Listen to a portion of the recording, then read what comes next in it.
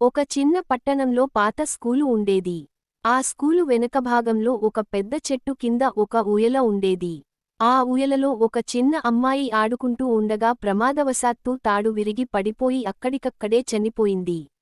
ఆ రోజు నుంచి ఆ అమ్మాయి ఆత్మ ఆ ఊయల దగ్గరే తిరుగుతూ ఉందని అందరూ చెప్పుకునేవారు. అమ్మాయి చిన్న వయసులో చనిపోవడం వల్ల ఆత్మకు శాంతి కలగలేదు. ఆమె ఆత్మ ప్రతి రాత్రి ఆ ఊయలలో కూర్చుని ఊగుతూ కనిపించేది. తెల్లని గౌను, పొడవైన జుట్టు ముఖం మీద కప్పుకుని, నల్లగా ఎర్రగా కళ్ళు మెరిపిస్తూ ఉండేది. ఎవరైనా వెనక స్కూలు ప్రాంగణంలోకి రాత్రివేళ వెళ్ళినా, ఆ అమ్మాయి దయ్యం వారిని వెంటాడేది. కొంతమంది పిల్లలు రాత్రి ఆటల కోసం అక్కడికి వెళ్లి తిరిగి రాలేదని కూడా ఊరిలో వార్తలు పుట్టాయి. వారిని ఎవరు చూడలేకపోయారు.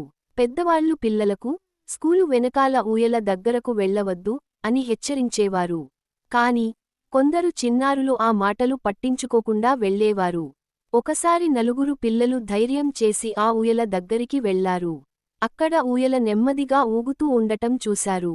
ఎవరూ లేని ఊయల ఎలాగా కదులుతోందో వారికి అర్థం కాలేదు. ఒక్కసారిగా ఆ ఊయలపై ఒక అమ్మాయి రూపం కనిపించింది. ఆమె ముఖం రక్తంతో నిండిపోయి, కన్నులు భయంకరంగా మెరిపించాయి. పిల్లలు భయంతో అరుస్తూ పారిపోవడానికి ప్రయత్నించారు. కాని ఆ దయ్యం ఒక్కొక్కరిని పట్టుకొని చీకట్లోకి లాగేసింది. వారిలో ఒకరే కష్టపడి తప్పించుకొని ఊరి పెద్దలకు చెప్పగలిగాడు. కాని అప్పటికే ముగ్గురు పిల్లలు అదృశ్యమైపోయారు.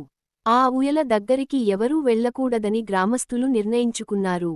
స్కూలు కూడా ఆ వెనక ప్రాంగణాన్ని తాళాలు వేసి మూసేశారు.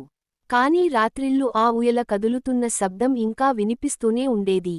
ఆ ఊయలలో దయ్యం ఇంకా ఊగుతూనే, కొత్త బలులను ఎదురు చూస్తుందని అందరూ నమ్మేవారు. ఇలా స్కూలు వెనకాల ఆ ఊయల ఒక శాపగ్రస్త ప్రదేశంగా మారిపోయింది. పగటివేళ స్కూలు చుట్టూ పిల్లల సందడి వినిపించినా, రాత్రి మాత్రం ఆ ఊయల దగ్గర ఎవ్వరూ ధైర్యం చేసి వెళ్లలేకపోయారు. ఎందుకంటే అక్కడ ఒక అమాయకపు చిన్నారి ఆత్మ భయంకరమైన దయ్యంగా మారి, తన ఒంటరితనాన్ని తీర్చుకోవడానికి పిల్లల ప్రాణాలు తీస్తూనే ఉంది.